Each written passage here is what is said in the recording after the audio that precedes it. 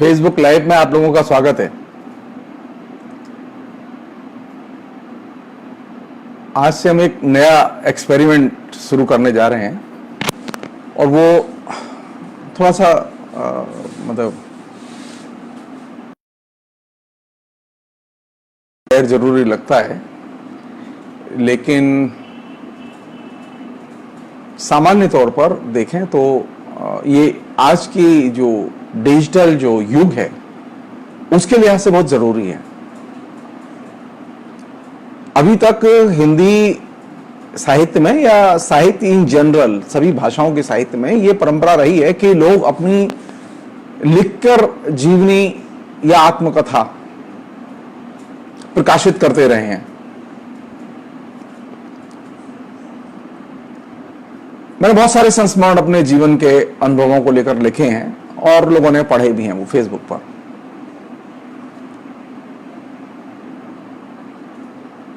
मैं एक नया एक्सपेरिमेंट अपने तरीके से करना चाहता हूं, वो ये कि ये डिजिटल कम्युनिकेशन में जीवनी कैसे आए, आत्मकथा कैसे आए। और ये जो डिजिटल कम्युनिकेशन में आत्मकथा लाना, मुझे लग रहा है कि ये ज्यादा उतनी मेहनत इसमें नहीं है जितनी मेहनत लिखने में होती है।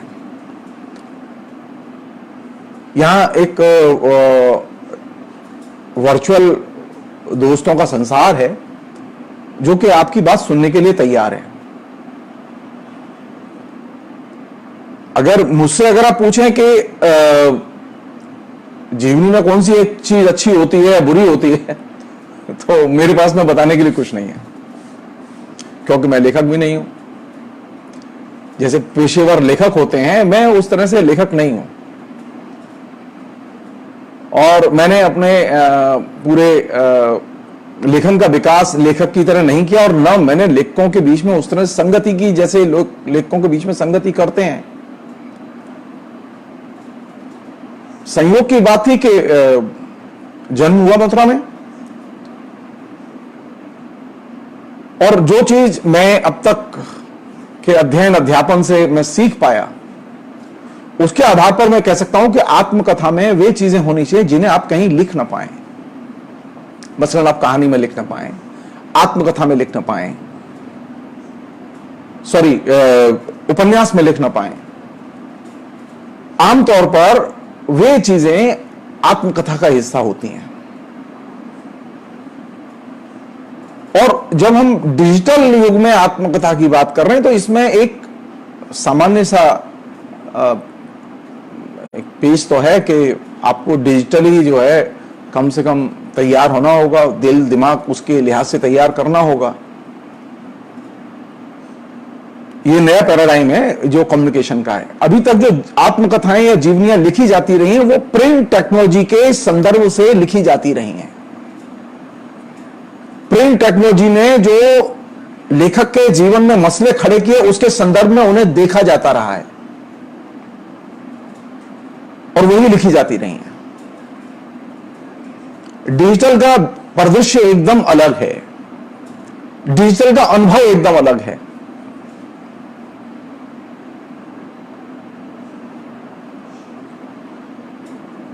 मेरे मन में पिछले 15 दिन से ये जद्दोजहद थी कि ये काम शुरू करें कि न करें।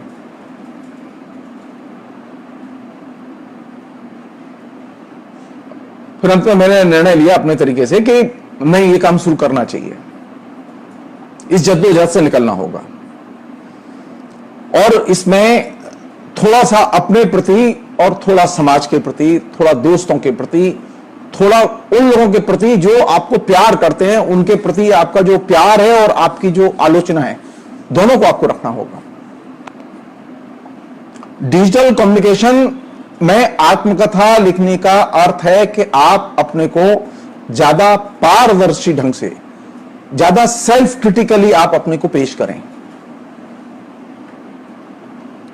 मसलन मेरी ये दिली इच्छा थी कि मेरी आधुनिक कॉलेज में आधुनिक विषयों की पढ़ाई लिखाई होती और मेरी शिक्षा दीक्षा होती और मैं उसमें बड़ा होता, लेकिन ये मेरी इच्छा पूरी नहीं हुई। और ये इसलिए पूरी नहीं हुई क्योंकि मेरे परिवार में किसी के पास पैसे नहीं थे। और ये मैं इसलिए नहीं कह रहा हूं कि मुझे गरीबी का जो है आख्यान खड़ा करना है, ये रियलिटी है।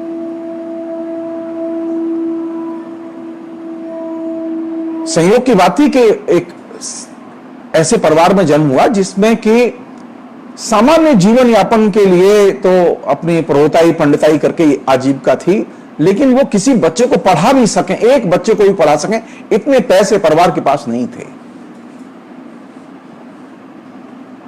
मथुरा में एक जगह है विश्राम घाट, सभी लोग जाते हैं वहां। मथुरा जो भी जाएगा वो विश्राम घाट जरूर जाएगा। विश्राम घाट के पास ही एक स्थान है सती घाट, सती का बुर्ज, और उसके सामने एक गली है, गली दशावतार। और गली दशावतार में एक मंदिर है, चर्चिका देवी का मंदिर, बहुत ही जनप्रिय मंदिर है। संयोग से चर्चिका देवी के मंदिर के जो पीठाधीश्वर हैं, उनके परिवार में मेरा जन्म हुआ। मेरे पिता के पहले जो मतलब मेरे जो बाबा, परबाबा और बाकी जो लोग थे वो शिक्षित लोग नहीं थे। मेरे पिता पहले परिवार के शिक्षित व्यक्ति थे और उन्होंने शास्त्री प्रथम वर्ष तक उन्हें शिक्षा मिली थी। शास्त्री प्रथम वर्ष के आगे वो पढ़ नहीं पाए क्योंकि उन्हें अपने परिवार के लिए बहुत सारी चीजें जुगाड़ करनी थी, क्योंकि परिवार में कोई कमाने वाला नहीं था।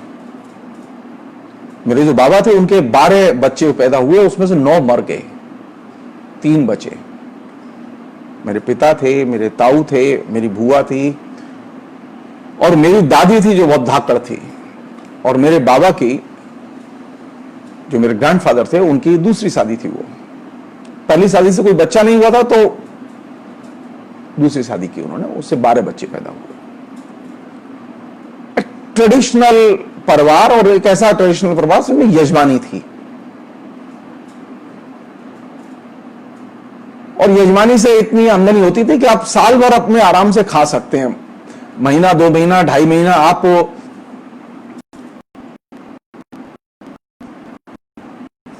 यजमान के यहां जाएं, वो अपना रस वो इकट्ठी करें वहां से और लें और फिर साल भर पूरे खाते रहें। और यही परंपरा हमारे घर में मेरे पिता तक चली।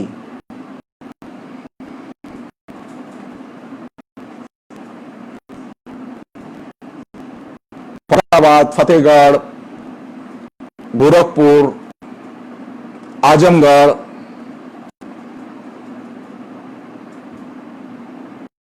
इन इलाकों में, गांव में हमारे हजारों यजमान थे।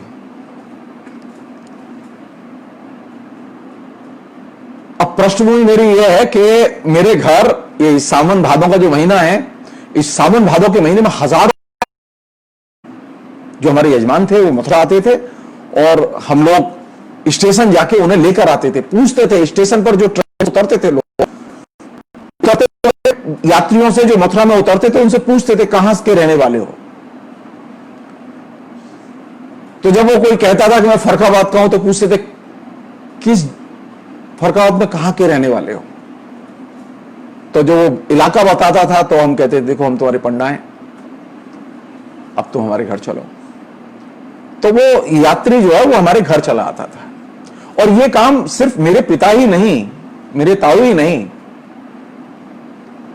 मथुरा के तकरीबन सभी चतुर्वेदी ये काम करते थे। मेरी जहां तक याददाश्त है, समझ है, वो ये कि इमरजेंसी तक बड़े पैमाने पर चतुर्वेदी परिवारों के लोग सावन भादों में बाकायदा स्टेशन पर जाते थे और लाइन लगाई खड़े रहते थे। जैसे कोई आता है तो उसे रिसीव करने के लिए लोग जाते हैं, खड़े रहते हैं, तो हम लोग खड़े रहते थे।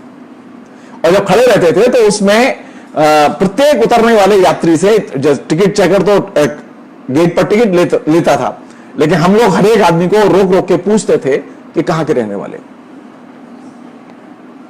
तो ये जो महीना है सावन और भादों का, ये महीना मुझे बड़ा याद आता है क्योंकि सारा परिवार एक कमरे में सिमट जाता था। और 3 आंगन का घर था और 3 आंगन के घर में सिर्फ यात्री ही यात्री होते थे और उन यात्रियों के लिए छतों पर चूल्हे बनाए हुए थे, तो वो अपने छतों पर खाना वाना बनाते थे और खाना बनाने के बाद में वे अपने खा पी के वहीं छतों पर सोते थे। 3 दिन, 4 दिन, 5 दिन यात्री मथुरा में रुकते थे और वो जितने दिन रुकते थे वो फ्री ऑफ कॉस्ट सेवा थी ये पंडा की। इसके बदले में पंडा को वो यथाशक्ति जो दान दक्षिणा दे जाए वही उसकी आमदनी थी। अब ये फिनोमेना नहीं है।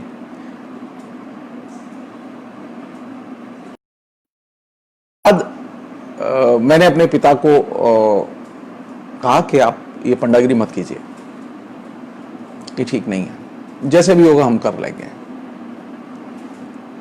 और कर कैसे लेंगे? कर ऐसे लेंगे कि मैं ज्योतिष पढ़ता था और ज्योतिष जानता था, ज्योतिष का व्यवहार में आचरण भी करता था, लोग मेरे पास आते थे, तो एक इनकम भी थी। तो ये था कि जो ज्योतिष से आमदनी होगी और जो आपकी अपनी पंडिताई से आमदनी होगी, जो आप यज्ञ वगैरह कराने जाते हैं, आप शादी ब्याह कराने जाते हैं, जनेऊ कराने जाते हैं, उससे जो आमदनी होगी उससे गुजारा हो जाएगा। और इस तरह पिता ने भरोसे पर पंडागिरी छोड़ दी। हम लोगों का एक ट्रेडिशनल, जैसा कि मैंने आपसे कहा कि बहुत ही पॉपुलर मंदिर है मथुरा में, चर्चिका देवी का मंदिर। इन दिनों लोग कम आते हैं, पहले बहुत लोग आते थे। शहर का शायद ही कोई दुकानदार हो जो दुकान बंद करने के बाद में चर्चिका देवी का मंदिर दर्शन करने ना आए। शहर का शायद ही कोई दुकानदार हो जो कभी संडे के दिन दर्शन करने ना आए। तो एक बहुत ही पॉपुलर मंदिर था और ये 1980 के बाद से ये फिनोमिना थोड़ा सा शिफ्ट किया। तो पहले मंदिर पर दर्शन करने वाले जो थे वो शहर के सभी दुकानदार और व्यापारी हुआ करते थे, तो पर्चा की कोई समस्या नहीं थी।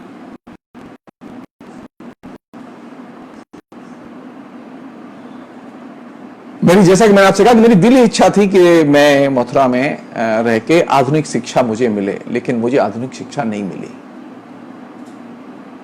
मैं बहुत ईर्ष्यालु नजरों से अपने साथ पढ़ने वाले जो मेरे दोस्त थे, जो कि वहाँ के कॉलेजों में पढ़ते थे, जिनको आधुनिक शिक्षा मिली, वो बहुत ही अच्छे लोग थे और मेधावी थे। मैं उनको देख देख के मन में ईर्ष्या करता था, लेकिन मेरे पास कुछ उपाय नहीं था, क्योंकि मेरे पिता ने मुझे कक्षा 5 में पास होने के बाद किसी इंटर कॉलेज में भर्ती कराने की बजाय कक्षा 6 में मुझे संस्कृत पाठशाला में भर्ती करा दिया और कहा यही एक रास्ता है और कोई रास्ता नहीं है। और मैंने ही मान लिया कि ठीक है, कोई ऑप्शन नहीं है, घर में तो कोई आमदनी नहीं है। आपको जान के ऐसे होगा, सन 79 तक, यानी जब मैं जेएनयू गया हूं 1979 तक, मैंने कभी बाजार से कपड़े खरीद के नहीं पहने और मेरे कपड़े कभी बनवाए नहीं गए बाजार से नया कपड़ा खरीद के। मेरे मंदिर पर जो कपड़े आते थे, देवी पर जो चढ़ते थे कपड़े, उन्हीं कपड़ों से कुर्ता, शर्ट, पाजामा वगैरह मेरा बन जाता था और मैं बहुत ही बेडॉल किस्म के कपड़े होते थे मेरे, लेकिन मैं पहनता था, शौक से रहता था अपने। मॉडर्न कपड़े मेरे पास नहीं थे, ये मैं कह सकता हूं। जबकि मेरे परिवार में जो बाकी मेरे जो भाई बहन थे, मेरे ताऊ के लड़के थे, उन सबके लिए कपड़े बनते थे, बाजार से कपड़े खरीदे जाते थे, वो बनते थे। पता नहीं क्या हुआ कि मेरे साथ ये दुर्घटना घटी कि मुझे कभी कपड़े खरीद के नहीं मिले। चलो कभी शर्ट का कपड़ा खरीद गया हो, फिर बनवाया गया हो, ऐसा नहीं हुआ। अब संस्कृत पाठशाला में चले गए तो संस्कृत पाठशाला का अपना एक खास तरह का लाइफ स्टाइल है। संस्कृत पाठशाला के पंडितों का एक खास तरह का लाइफ स्टाइल है, उनके कुछ उसूल हैं। संयोग से मैं संस्कृत पाठशाला में जिस समय पढ़ने गया, उस समय उस संस्कृत पाठशाला में तकरीबन 150 विद्यार्थी पढ़ते थे और 150 में से ज्यादातर बच्चे वे थे जो डिस्कार्डेड थे, जिनका कहीं दाखला नहीं हो सकता था। जो कुछ और पढ़ लिख नहीं सकते थे। ऐसे एक पाठशाला में अच्छे विद्वानों के बीच में मेरा दाखला हुआ और मैंने एक नियमित रेगुलर स्टूडेंट की तरह मैंने उस संस्कृत कॉलेज से क्लास 6 से लेके एमए तक, यानी प्रवेशिका से लेके आचार्य पर्यंत तक मैंने एक नियमित विद्यार्थी के तौर पर पढ़ाई की। सिर्फ मुझे संयोग से सुख यह था कि मैं डे 1 से, माने क्लास 6 से ही मैं यूनिवर्सिटी का विद्यार्थी था। यह मुझे प्रिविलेज था। मैं किसी बोर्ड का विद्यार्थी नहीं रहा कभी। मैं पहले वाराणसी संस्कृत विश्वविद्यालय का विद्यार्थी रहा, फिर उसका बाद में नाम बदल गया, संपूर्णानंद संस्कृत विश्वविद्यालय हो गया। तो मैं जन्म से विश्वविद्यालय का विद्यार्थी हूं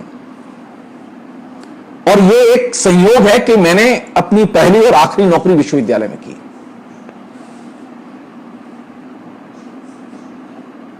मेरे पास में किसी कॉलेज की कोई डिग्री नहीं है। मेरे पास में किसी बोर्ड की कोई डिग्री नहीं है। मुझे मालूम नहीं कि मॉडर्न एजुकेशन की पढ़ाई लिखाई कैसे होती है, स्कूल में क्या दिक्कतें होती हैं, कैसे बच्चे पढ़ते हैं, कैसे ट्यूशन जाते हैं। मैंने कभी ये चीज फेस ही नहीं की। मेरे वो अनुभव का हिस्सा नहीं है। और ये एक मतलब ऐसी चीज थी कि जब मैं अपने साथ के नए जो आधुनिक विषय पढ़ने वाले दोस्त थे उनसे मिलता था तो मैं हमेशा उन्हें ताकता रहता था और सुनता रहता था उनकी, क्योंकि उनके पास में नई नई चीजें होती थी और मेरे पास में कोई नई चीज होती नहीं थी।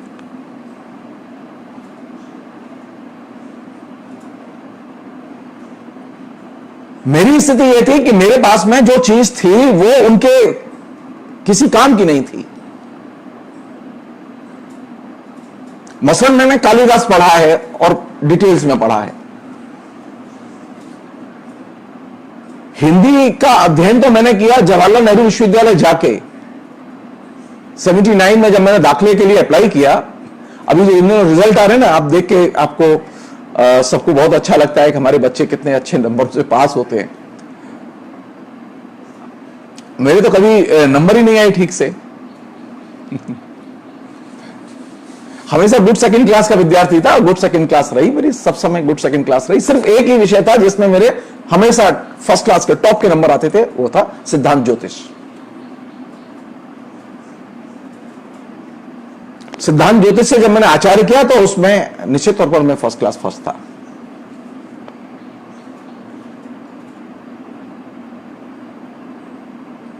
तो एक आनंद तो यह है कि आपने जो विषय पढ़े वो विषय किसी काम के नहीं है समाज में, सामाजिक जीवन में उनका कोई उपयोग नहीं है।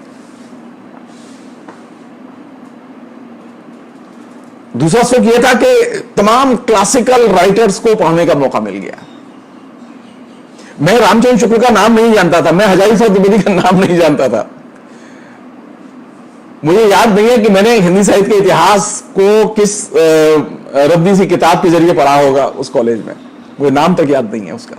हाँ, एक लेखक का नाम याद है क्योंकि उसके नाटक कोर्स में थे लक्ष्मी नारायण लाल, उसका नाम मुझे याद है।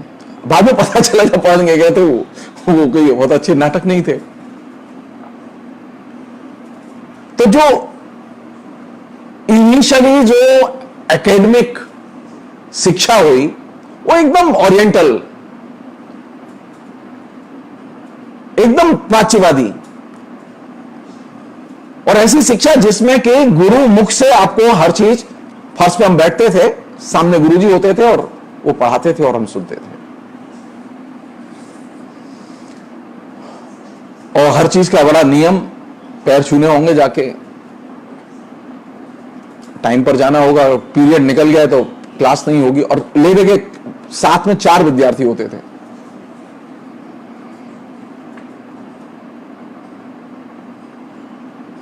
और मैंने जो विषय चुना था सिद्धांत ज्योतिष, उसमें कोई विद्यार्थी नहीं था, मैं अकेला था। और जब सिद्धांत ज्योतिष का संपूर्णानंद संस्कृत विश्वविद्यालय से रिजल्ट निकला 79 में, तो उस समय पास होने वाले टोटल विद्यार्थी थे 13 या 14, उसमें 2 मथुरा से थे। फर्क यह था कि मथुरा में जो माथुर चतुर्वेद संस्कृत महाविद्यालय जिसमें मैं पढ़ता था, जिसमें ये संस्कृत का विभाग था, और संस्कृत का विभाग ही नहीं बल्कि ज्योतिष का विभाग था। वहां संस्कृत साहित्य का विभाग था, दर्शन का विभाग था, वहां वेद का विभाग था, वहां व्याकरण का विभाग था, वहां ज्योतिष का भी विभाग था, वहां अंग्रेजी का विभाग था और हिंदी का भी विभाग था। सभी विभाग में बाकायदा परमानेंट टीचर थे और अच्छे टीचर थे।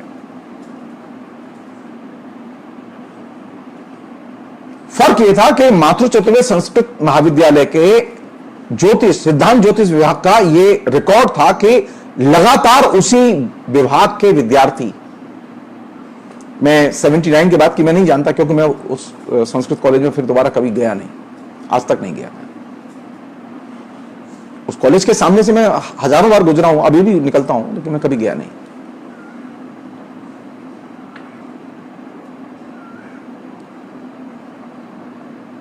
उसका एक बड़ा कारण यह है कि मेरी अतीत में लौटने की और अतीत में जीने की आदत नहीं है। मैं जब जेएनयू से निकला पढ़ के 79 में मैंने एडमिशन लिया और 87 में मैंने वहां से कंप्लीट किया, तो मैं जेएनयू कभी नहीं गया। एक आध बार मैं बहुत मजबूरी में मैं गया, मैं 2013 में मजबूरी में मैं गया मैं, और एक बार मजबूरी में गया मैं, एक हमारे दोस्त हैं प्रोफेसर चमनलाल, उनके कहने से मैंने एक वाइवा लिया और वो भी बहुत जल्दी में लिया, इसलिए मैं गया। और एक बार मैं गया जेएनयू इस बीच में सिर्फ अपना प्रोफेसर पोस्ट का इंटरव्यू देने के लिए। मैं कभी आदत नहीं मेरी कि हम यहां पढ़े हैं तो हम जाएं और उसे फैंटेसाइज करें कि ये पास्ट ऐसा था, आदत नहीं है मेरी। कहने का मेरा मतलब यह कि जो अपब्रिंगिंग है वो अपब्रिंगिंग एकदम पाश्चात्य दृष्टिकोण के समाज में एकदम प्राच्यवादी दृष्टिकोण से हुई। और जिस शहर में मैं बड़ा हुआ, हम सबकी ये रुचि हो ही सकती है और मुझे बताने में कोई दिक्कत नहीं है, 12 अप्रैल 1957 को मेरा जन्म हुआ, सुबह 4:30 बजे। मेरी मां एकदम अशिक्षित थी और गूंगी और बहरी थी, देखने में सुंदर थी।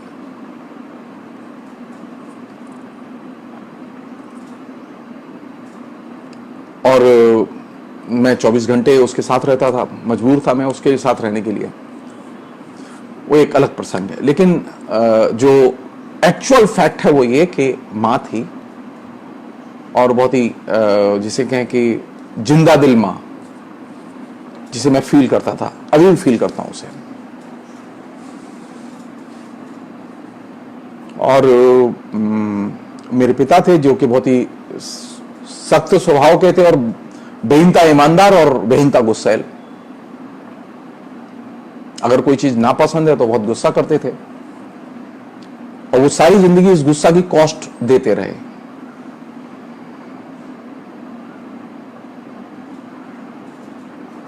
जिस परिवेश में मेरा जन्म हुआ वो परिवेश था एकदम टिपिकल ट्रेडिशनल ब्राह्मण, चतुर्वेदी ब्राह्मण परिवार।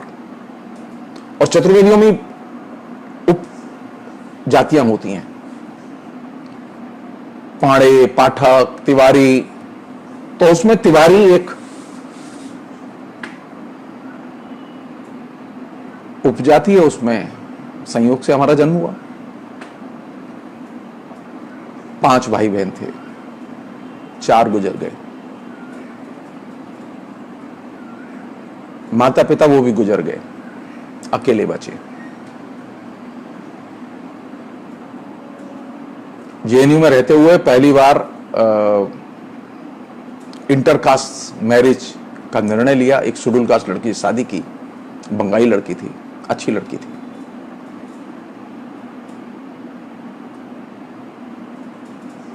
और वो शादी टिकी नहीं,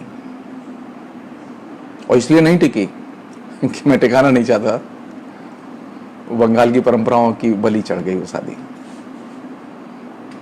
उस पूरे प्रसंग पर और दूसरी चीजों पर मैं बोलना नहीं चाहता। मेरे 2 बच्चे हैं, एक लड़की है, एक लड़का है। उनसे मेरा डाइवोर्स हो चुका है। संक्षेप में शादी की यही कहानी है। क्योंकि जैसा कि होता है कि उसमें बहुत कुछ ऐसी चीजें घटी जो कि नहीं घटनी चाहिए थी। मैं सिर्फ जो चीज आपसे शेयर करना चाहता हूं वो ये कि किसी भी व्यक्ति की आत्मकथा में उसके कौन से एलिमेंट हो सकते हैं जीवन के जो कि निर्णायक भूमिका अदा करते हैं। मेरी पढ़ाई संस्कृत के परिवेश में हुई और संस्कृत के परिवेश में जो मूल्य, जो दृष्टिकोण उस समय प्रचलन में था, उसमें से किसी भी चीज का मेरे ऊपर कोई असर नहीं हुआ।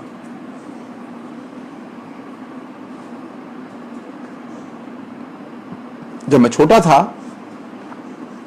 तो 8 साल की उम्र में मेरा जनेऊ किया गया, बड़े तरीके से जनेऊ किया गया, बाकायदा दीक्षा दिलाई गई और मैं टिल 76 अपनी मां की मृत्यु के समय तक मैं बहुत निष्ठा के साथ में, घंटों लगते थे, मैं पूजा करता था, उपासना करता था और महात्रिपुर सुंदरी का मैं भक्त था। मुझे दीक्षा मिली थी, बाला भुवनेश्वरी की दीक्षा मिली थी।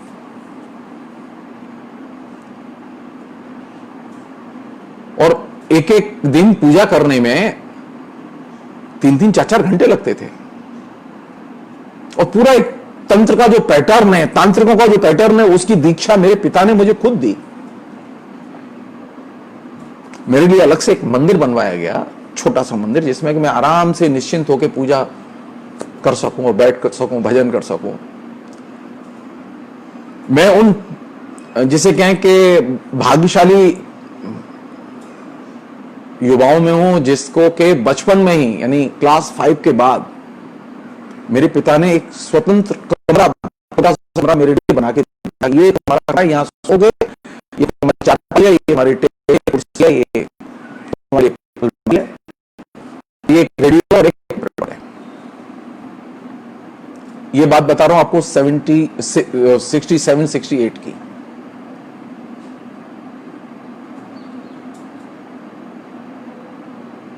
अब आप यहां से सोचिए, आप एक,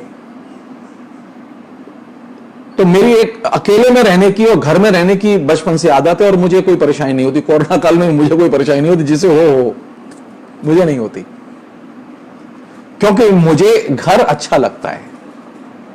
मैं कभी घर में बोर नहीं होता। मैं दिनों नहीं निकल, पहले भी नहीं निकलता था दिनों, अब तो खैर बहाना है कि कोरोना है तो बाहर नहीं जाना है।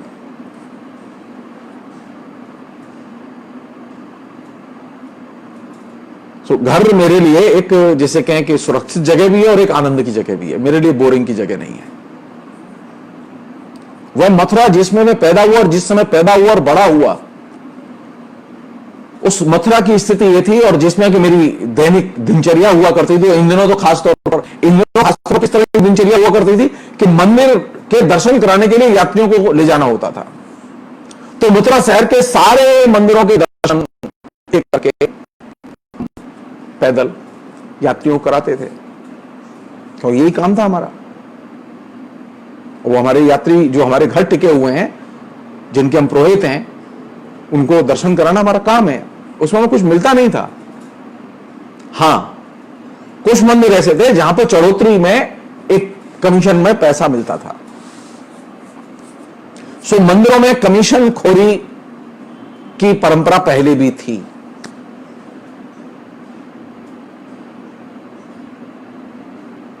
धीरे धीरे ये चीज दूसरे फॉर्म में और विकसित हुई। मथुरा एक ऐसा शहर जिसमें कि सिर्फ मंदिर ही मंदिर हैं। मंदिर एक बहुत बड़ी इंडस्ट्री है। मंदिर को चलाने वाले लोग, उनकी सारी आजीविका, पूरी बाजार की इकोनॉमी मंदिरों पर टिकी हुई है, टूरिज्म पर टिकी हुई है। उस समय मथुरा में मुश्किल से 1.5-2 लाख लोग रहते थे, ज्यादा लोग नहीं रहते थे। और ये जो 1.5-2 लाख लोगों के बीच का जो जिंदगी है, वो जिंदगी संचालित होती थी सिर्फ मंदिरों से। कोई इंडस्ट्री नहीं थी। एक इंडस्ट्रीज था सोरे वाले, उन सोरे वालों की इंडस्ट्री थी और कोई इंडस्ट्री नहीं थी। सो मथुरा की पूरी इकोनॉमी व्यापार पर टिकी हुई थी और मंदिरों पर टिकी हुई थी और टूरिज्म पर टिकी हुई थी। और जो वहां रहने वाले लोग थे उनके लिए कोई आजीविका के लिए और कोई सहारा नहीं था। कुछ लोग थे जो नौकरी पेशा लोग थे, बैंक में, पोस्ट ऑफिस में, रेलवे में काम करते थे, स्कूल कॉलेज में पढ़ाते थे। लेकिन एक बड़ा क्षेत्र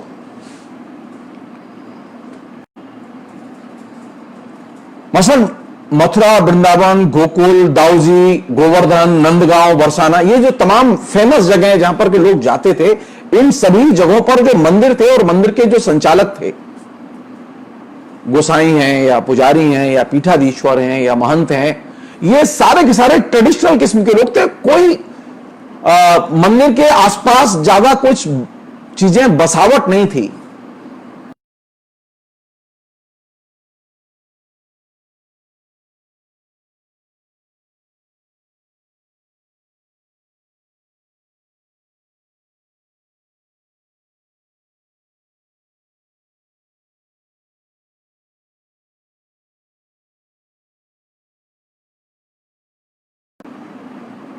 जगह जगह एक मंदिर के पास हरियाली थी, खेत थे, बगीचियां थी, अखाड़े थे।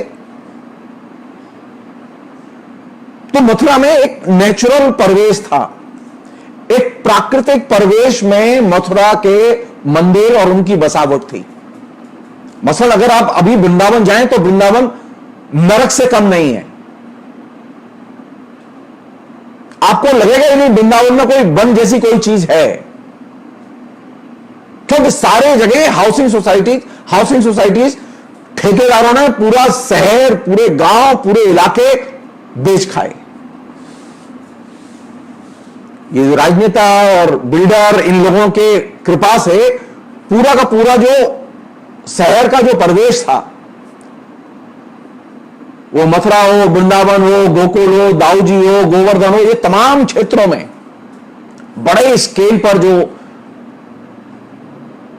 भवन निर्माण के जो सिलसिले शुरू हुए, इसने पूरे के पूरे ब्रिज का जो एक सौंदर्य बोध था, वो सौंदर्य बोध किससे बनता था? वो सौंदर्य बोध बनता था जंगलों से, झाड़ियों से, और करील के वृक्ष बहुत थे। मथुरा बदनाम था करील के वृक्ष। मथुरा जाना जाता था कुएं के खारी पानी से। मथुरा में जगह जगह कुएं थे और अच्छा पानी था, लेकिन खारी पानी होता, नमकीन पानी होता था। मथुरा में आप जगह जगह जाइए, आपको मंदिर मिलेंगे, मंदिर के पास में एकदम सन्नाटा मिलेगा, पेड़ मिलेंगे तमाम किस्म के, और ऐसे पेड़ नहीं मिलेंगे कि फूलों के बगीचे हैं, ये वो नहीं, करील के पेड़। और मथुरा के लोगों की जो आम फहम भाषा थी जिसमें हम लोग बड़े हुए, वो भाषा एकदम ठेठ, हरियाणवी के ग्रामर का जिस पर बहुत गहरा असर है, वो ठेठ ऐसी भाषा जो कि एकदम दिमाग से सीधे टकराए।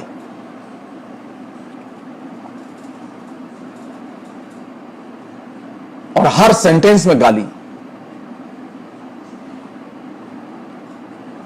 वहां तो बेटा बाप से जानते कैसे बोलता है?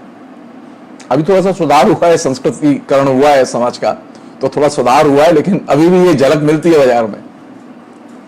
बेटा जब बाप को देखता है तो कहता, अरे बहनचोद कहां जा रहा है? हेलंत बोला बचनांत गारी, करील वृक्ष कूप जल खारी। ये फेमस है मथुरा के बारे में। मथुरा की कल्चर का ये मर्म है।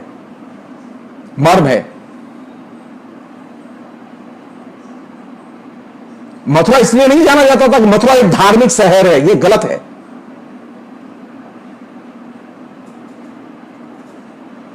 ये धार्मिक शहर का कल्ट तो ये बहुत बाद में,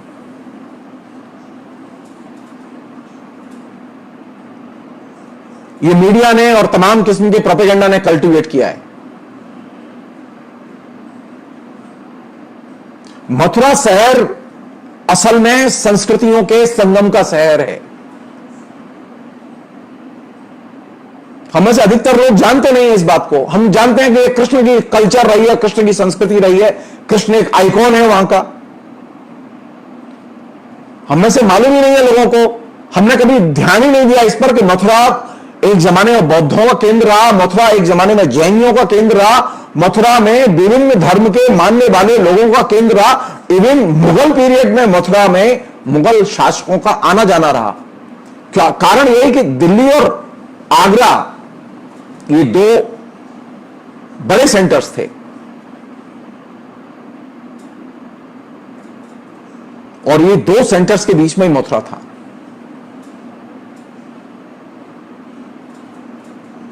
तो मथुरा में मंदिर तो थे, लेकिन अनेक मंदिरों के लिए जो डोनेशन था, जो सालाना दान था, वो दान राजाओं से आता था। उनमें वे राजा भी थे जो कि हिंदू थे और वे राजा भी थे जो कि मुसलमान थे। मसलन मेरे यहां जो मुझे पैतृक तौर पर जो सती का बुर्ज मिला हुआ है,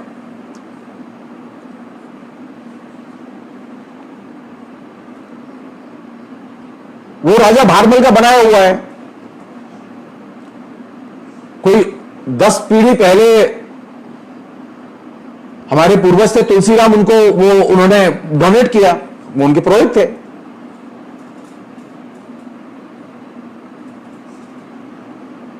मथुरा में ऐसे भी लोग हैं, ऐसे भी पंडे हैं जो कि मुगलों के पंडे थे,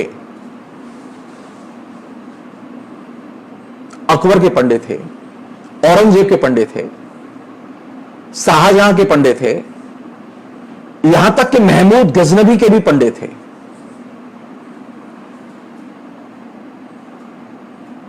तो ये एक ट्रेडिशन में ये चीज थी। और दूसरी चीज ये जो बहुत इंपॉर्टेंट है, ये कि मथुरा में चतुर्वेदियों की, विद्वान चतुर्वेदियों की एक अच्छी बड़ी परंपरा रही है। चतुर्वेदी का मतलब यह नहीं है कि वो कोई भीख मांगने वाला कोई